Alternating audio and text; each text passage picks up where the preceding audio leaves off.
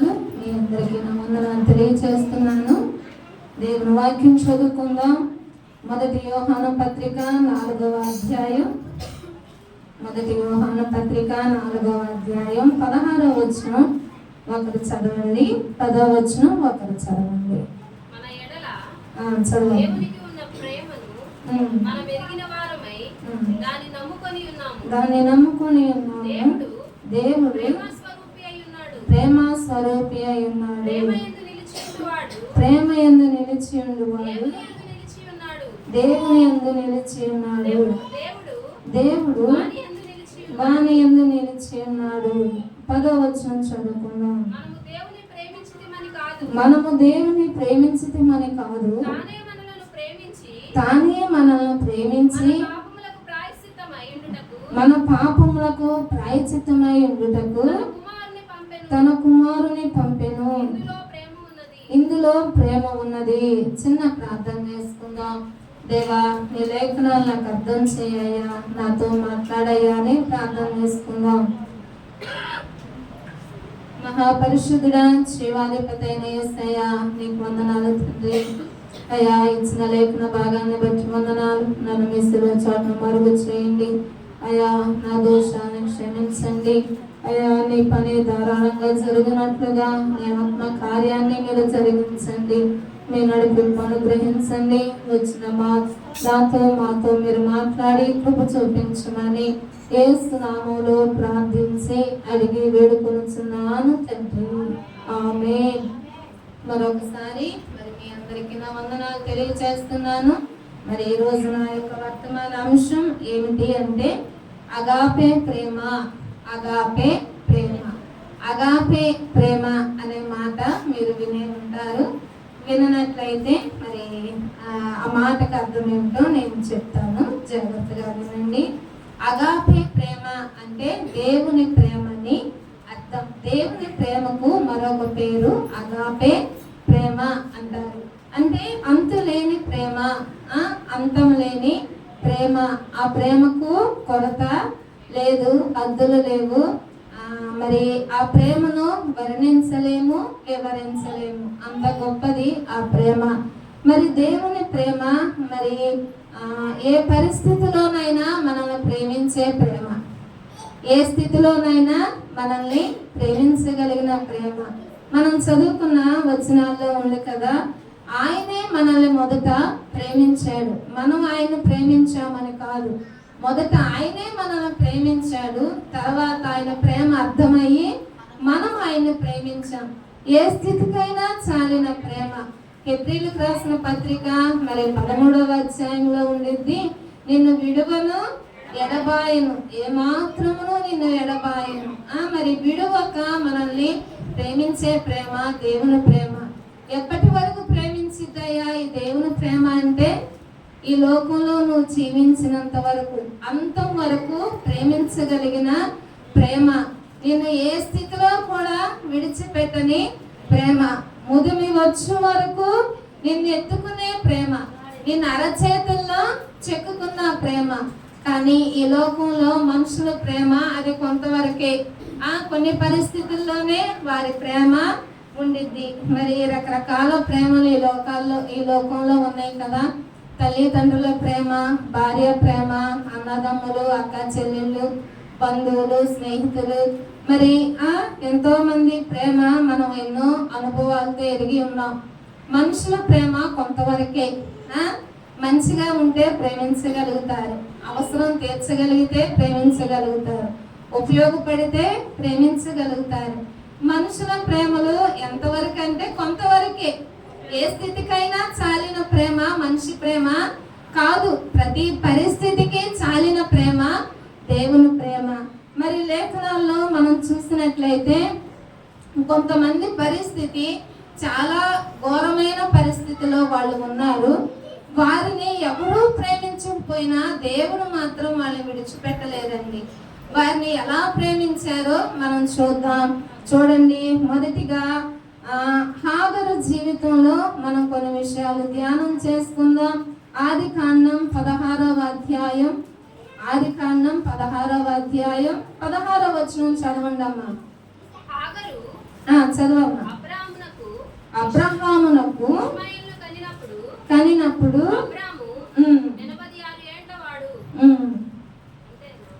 చదవమ్మా. 13వ అధ్యాయము అమ్మా. ఒక్క నిమిషం.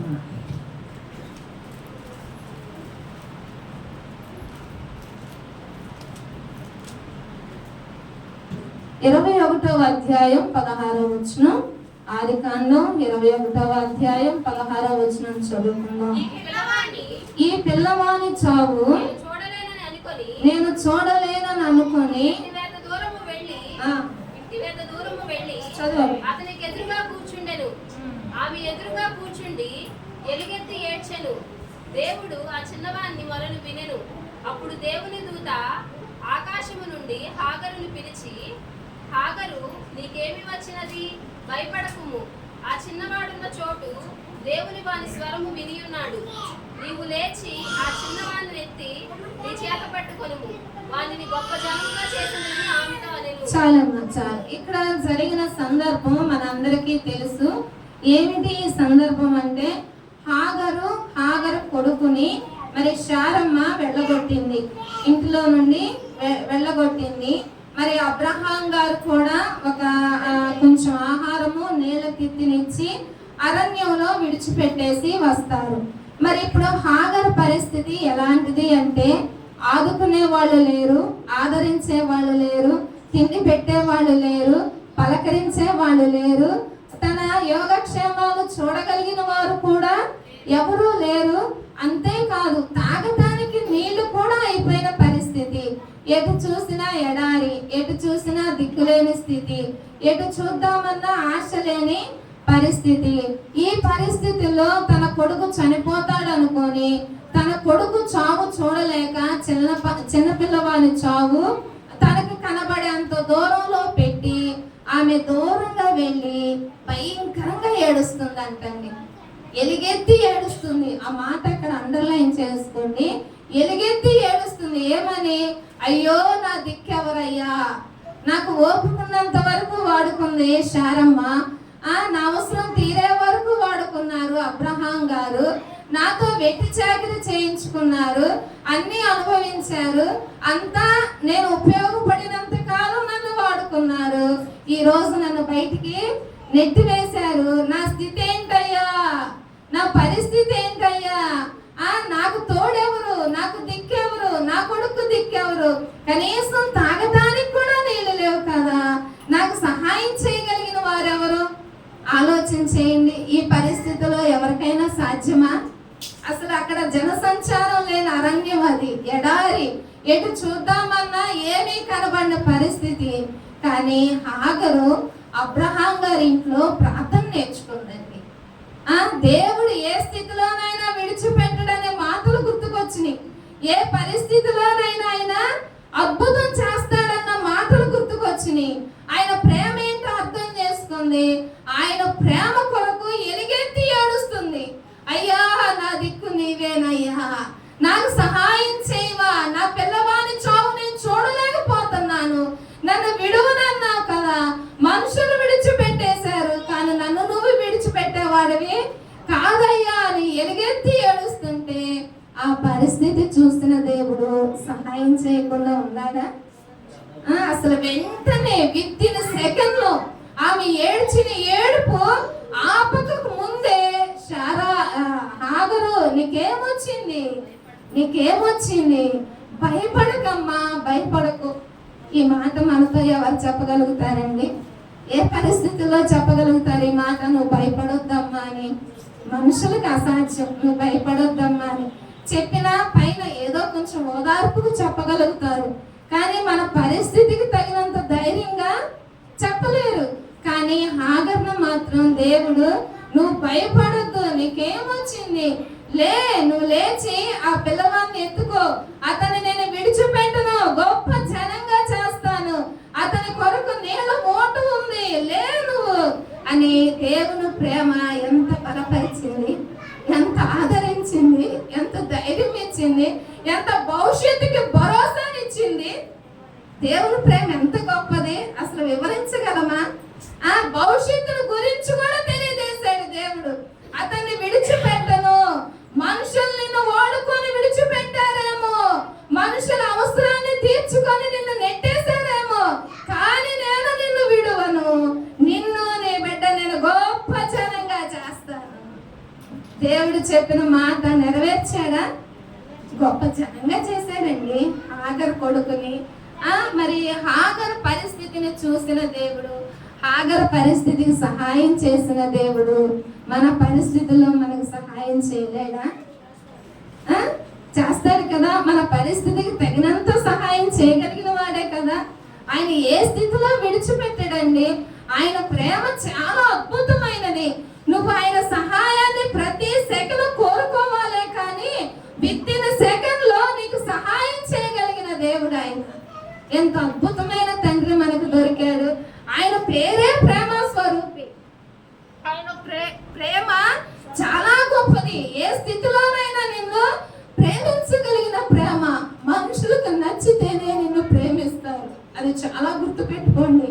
ఆడవాళ్ళైనా మగవాళ్ళైనా, అమ్మింటి వాళ్ళైనా, అత్తగారింటి వాళ్ళైనా, స్నేహితులైనా, బంధువులైనా వారికి నచ్చాలి, వారికి మెచ్చాలి, వారికి పెట్టాలి. ఈ మూడు జరిగితేనే నిన్ను ప్రేమిస్తారు. ఏ స్థితిలోనైనా నిన్ను నన్ను ప్రేమించగలిగిన ప్రేమ దేవుని ప్రేమ.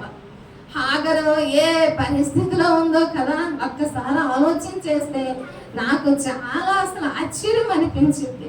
ప్రభువా నువ్వెంత సహాయం చేసే దేవుడు అయ్యా, ఎంత బలపరిచే దేవుడు అయ్యా అని. తర్వాత మరొక వ్యక్తిని చూద్దాం. చూడండి దేవుని వాక్యంలో లూకా సువార్త 16వ అధ్యాయం 20వ వచనం చదువుకుందాం. చదవండి అమ్మా. 16 లూకా సువార్త 16వ అధ్యాయం 20వ వచనం. చదవమ్మా.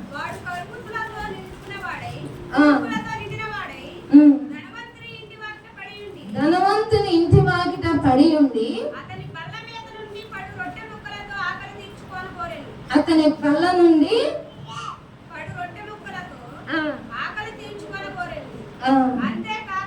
అంతేకాక కుక్కలు వచ్చి కురుపులు నాకెను. ఆ దరిద్రుడు చనిపోయి దేవదూతల చేత అబ్రహాము రొమ్మును ఆనుకొనుటకు కొనుపోబడెను. ధనవంతుడు కూడా చనిపోయి పాతి పెట్టబడెను. చాలమ్మా చాలు. ఇక్కడ లాజరును చూస్తాం. ధనవంతుడు లాజరు. ధనవంతుడు చాలా సుఖపడుతున్న వ్యక్తి. ధనవంతుడు కోరుకున్నది తింటున్నాడు, కావాల్సింది కట్టుకుంటున్నాడు, తను ఎంతో సుఖభోగాలు అనుభవిస్తున్న పరిస్థితి. తన ఇంటి వాకిటే పడి ఉన్నాడు ఒక దరిద్రుడు. ఆయన పేరు లాజరు. ఆ లాజరు పేరు తర్వాత దరిద్రుడు అని రాయబడి ఉంది. ఏ దరిద్రుడు అయ్యా అంటే అన్నిటికీ దరిద్రుడే. అన్నిటికీ దరిద్రుడే. దేనికి దరిద్రుడు? కుటుంబం ఏమైనా ఉన్నదా? కుటుంబం లేదు, భార్య లేదు, పిల్లలు లేరు, బంధువులు లేరు, స్నేహితులు లేరు. అందరూ ఒకవేళ ఉన్నా ఈయన పరిస్థితిని బట్టి అందరూ వదిలేశారు. ఎందుకంటే వాళ్ళంతా కురుపులు. ఏమ్మా, కురుపుతో ఉన్నవాడిని ఎవరు ప్రేమిస్తారు? వాళ్ళంతా కురుపులు. తినటానికి తిండి లేదు, మరి వస్త్రాలు కూడా తక్కువే. వస్త్రాల గురించి కూడా అంతగా ఏమీ రాయబడలేదు. తనకి ఎవరు కూడా ఉన్న పరిస్థితి కూడా ఏమీ లేదు అక్కడ. మరి లాజరు ఒక్కళ్ళ గురించే రాయబడింది, దరిద్రుడు అని రాయబడింది. ఆయన కురుపులతో ఉన్నాడు.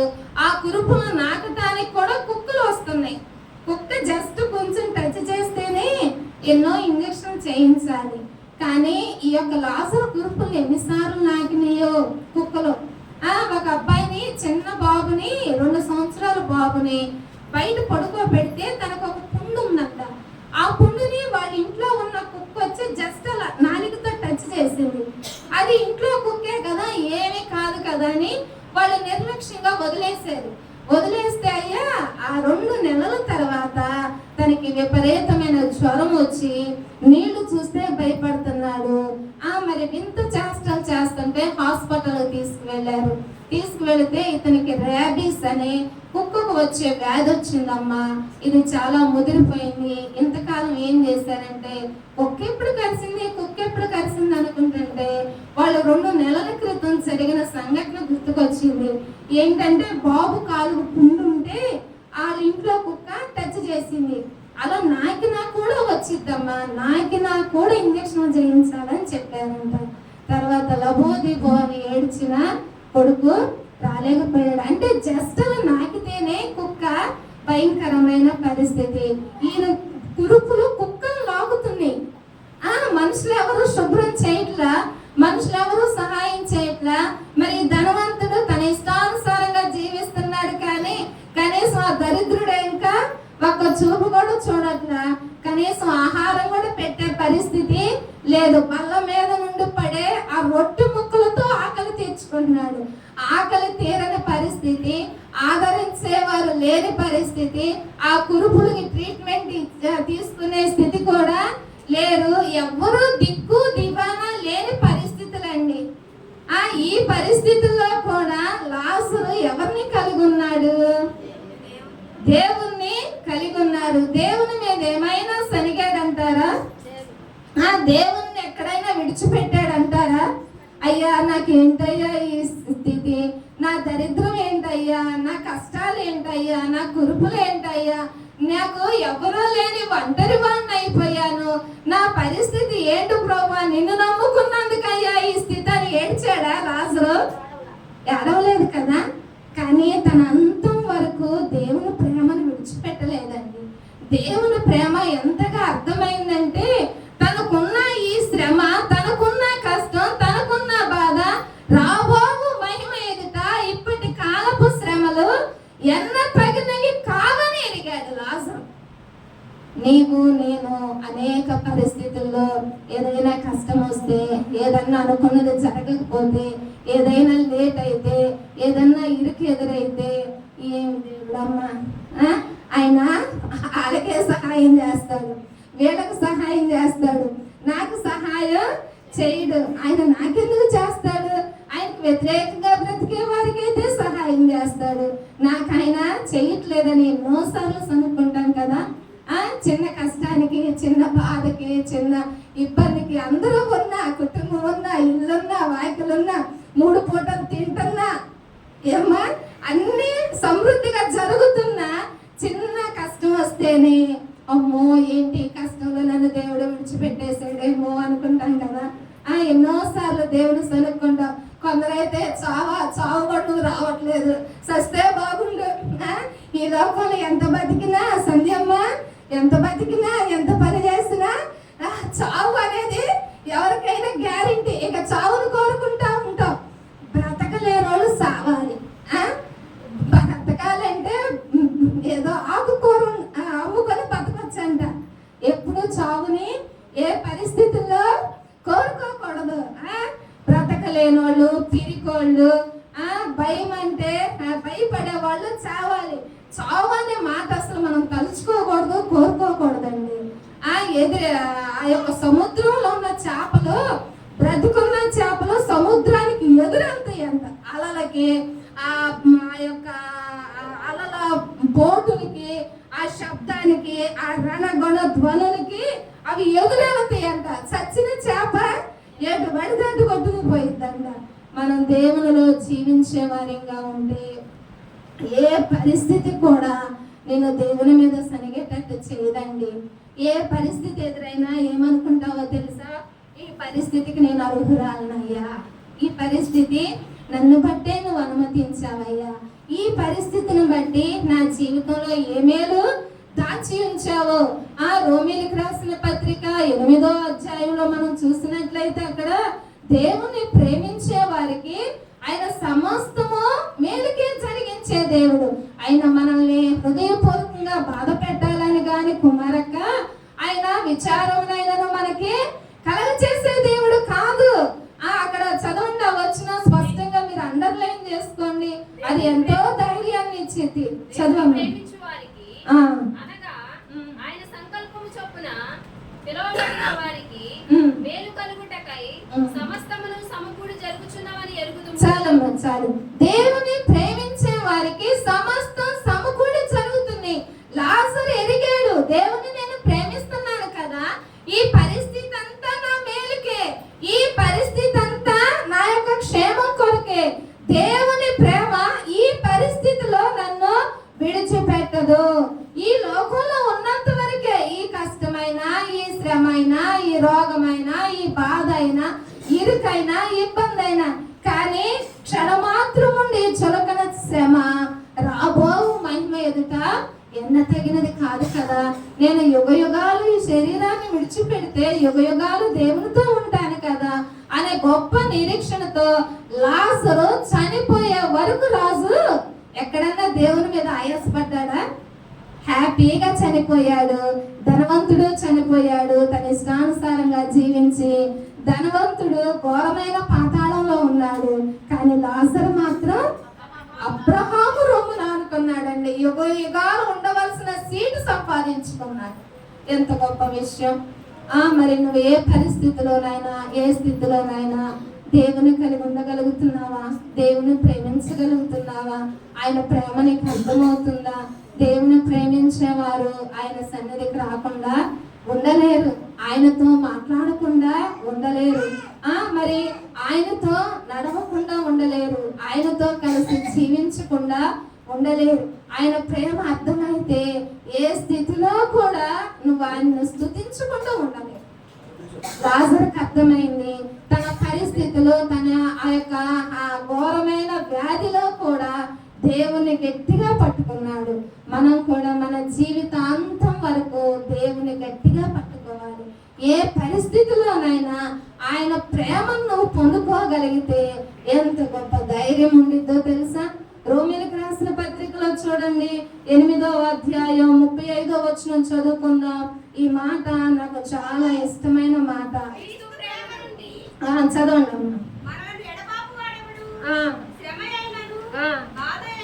బాధ అయినను, హింస అయినను, కరువైనను, వస్త్రహీనతైనను, ఉపద్రవమైనను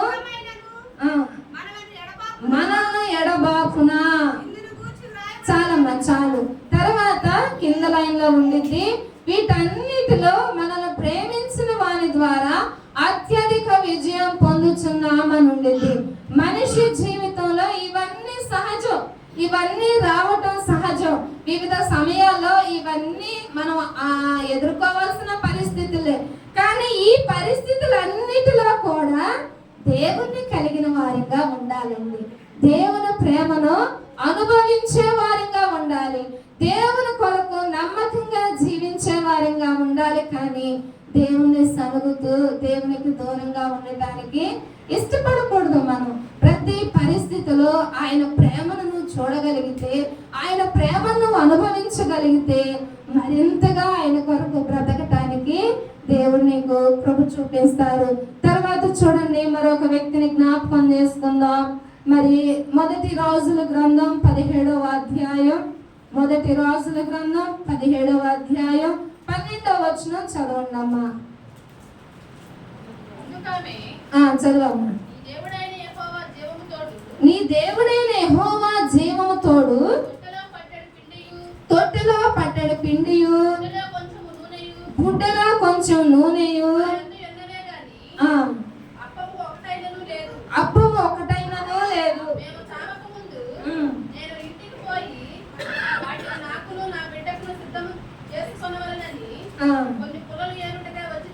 చాలమ్మా చాలు. ఇక్కడ సందర్భం ఏమిటయ్యా అంటే, ఒక విధవరాలు, సారేపత్ అనే ఊరికి చెందిన విధవరాలు, ఆమెకు ఒక కొడుకు. ఆ దేశమంతా కరువు వచ్చిన పరిస్థితి, ప్రతి కుటుంబం కరువుతో నలిగిపోతున్న దినాలు, ఇంకా ఎవరికి ఆహారం లేదు. ఈ కుటుంబంలో కూడా కొంచెం నూనె, పట్టెడు పిండి, బుడ్డిలో కొంచెం నూనె ఉంది. అది ఇద్దరికి రొట్టెలు చేసుకొని తిని చనిపోదాం అనుకుంటున్నారు. ఇక నిర్ణయానికి వచ్చేసారు, చనిపోదాం, ఇక బ్రతకడం కష్టం, ఎవరు మనకు సహాయం చేయలేరు, ఊరిలో కూడా పరిస్థితి ఘోరంగా ఉంది అనుకుంటున్న ఈ పరిస్థితుల్లో ఆ యొక్క కుటుంబాన్ని ప్రేమించిన దేవుని ప్రేమ, దేవుని సేవకుని ఆ కుటుంబానికి పంపించారండి. వారు చనిపోవటం ఇష్టం లేక, వారి కరువులో సమృద్ధిని ఇవ్వాలని, ఆ కుటుంబాన్ని బలపరచాలని అద్భుతమైన దేవుని ప్రేమ దైవ సేవకుని ఆ కుటుంబానికి నడిపించి ఆ దైవ సేవకుడు అంటారు, అమ్మా నాకు కొంచెం నీళ్ళు ఇవ్వమ్మా అన్నారు. నీళ్ళైతే తెస్తాను కానీ మరి తర్వాత నీళ్లు తేవటానికి వెళ్ళబోతుంటే ఒక అప్పం కూడా తీసుకురమ్మా అంటారు. అప్పం తెమ్మంటే ఆమె ఉన్న యథార్థత చెప్పింది, అయ్యా బుడ్డలో కొంచెం నూనె ఉంది, పట్టెడు పిండి ఉందయ్యా, మరి నేను నా పిల్లవాడు తిని చనిపోదాం అనుకుంటున్నాము అని చెప్పి, అయినా కూడా విశ్వాసంతో ఆయనకు ఒక మొదటి అప్పం తీసుకొని వచ్చింది. దేవుని ప్రేమ ఆమె చనిపోవటానికి ఇష్టపడలేదండి. ఆమె చనిపోవటానికి సిద్ధంగా ఉందని ఎరిగి ఆమె కొడుకు అద్భుతంగా పోషించబడాలి, ఆ కుటుంబంలో అద్భుతం చేయబడాలని ఆ యొక్క దైవ సేవకుని పంపించి ఆ కుటుంబంలో గొప్ప అద్భుతాన్ని జరిగించిందండి. ఎంత గొప్ప ప్రేమ, దేవుని ప్రేమ, నువ్వు ఎరిగిన ప్రేమ, నువ్వు అనుభవిస్తున్న ప్రేమ, ఏ స్థితికైనా నీకు సహాయం చేయగలిగిన ప్రేమ నిన్నెన్నడూ విడిచిపెట్టదు. మన పరిస్థితి తెలుసు, మన స్థితి తెలుసు, మన జీవితం తెలుసు, మన ఆలోచన తెలుసు, మన ఊహలు తెలుసు, అన్నీ తెలిసిన మనల్ని ఎంత ప్రేమిస్తున్నాడండి దేవుడు, ఎంత మనల్ని భరిస్తున్నాడు, ఎంత సహిస్తున్నాడు. ఆ సారేపతి విధవరాలిని, తన కొడుకుని అద్భుతంగా 3.5 సంవత్సరాలు పోషించాడండి. అసలు ఆ ఊర్లో రాజుగారు పోషించబడలేదు, ఆ ఊరిలో ఎవరు కూడా అంతగా పోషించబడలేదు. ఇంకా ఆమె ఇంటి వారు కూడా వచ్చారు ఆహారం ఇంటిలో ఉండేటప్పటికి. తర్వాత సందర్భం అంతా చదువుకోండి, ఆమె ఇంటి వారందరూ కూడా వచ్చి ఆమె ఇంటిలో ఉన్న ఆహారాన్ని సమృద్ధిగా తిన్నారండి. దేవుని ప్రేమను మనం కలిగి ఉండాలి, కానీ ఏ పరిస్థితుల్లోనైనా మనకు సమృద్ధిగా సహాయం చేయగలిగిన ప్రేమ. ఎవరినైనా ఏదైనా అడిగినప్పుడు వాళ్ళు మనకి ఏదైనా ఇచ్చారనుకోండి, మళ్ళీ రుణమే, మళ్ళీ మనం ఇవ్వాలి. కానీ దేవుడు ఇస్తే అది అసలు ఇచ్చే పని లేదు. మన సమస్యకు మించిన పరిష్కారం ఇవ్వగలిగిన వాడు, మన సమస్యకు సరిపోయినంత డబ్బును ఇవ్వగలిగిన వాడు, మన స్థితికి చాలినంత సహాయం చేయగలిగిన దేవుడండి. ఏ పరిస్థితిలోనైనా మనల్ని, మన బిడ్డల్ని విడిచిపెట్టక పోషించగలిగే దేవుడు. కొందరు అంటారు, అమ్మ పనులేమీ లేవు అమ్మ. వాస్తవానికి పనులేమీ లేవు. రైతులు ఎవరు కూలోళ్ళకి పనులు ఇవ్వట్లా, మందులు కనిపెట్టారు, మందులు కొట్టేసుకుంటున్నారు, కూలోళ్ళకి కూలి పనులు లేకుండా చేస్తున్నారు. ఏ పనులు లేకపోయినా, ఏ రూపాయి లేకపోయినా, ఎవరు పని చూపించకపోయినా దేవుని నువ్వు కలిగి ఉండు, దేవుడు నిన్ను అద్భుతంగా పోషిస్తాడండి. ఆశ్చర్య రీతిగా నీకు సహాయం చేస్తారు. ఆయన ప్రేమ నువ్వు అనుభవించగలుగుతూ కొనసాగితే నీకు ఆయన ఏది తక్కువ చేయడండి. ఏ సమయానికి ఏది అవసరమో అది నీకు ఇచ్చి సహాయం చేయగలిగిన దేవుడు. హెబ్రీయులకు రాసిన పత్రికలో ఉండిద్ది, ఆయన సమయోచితమైన సహాయం చేయగలిగిన దేవుడు అని ఉండిద్ది. మనకి ఏ సమయానికి ఏది అవసరమో అది ఎరిగిన దేవుడు, మనకి సమస్తాన్ని ఇవ్వగలిగిన దేవుడు అండి.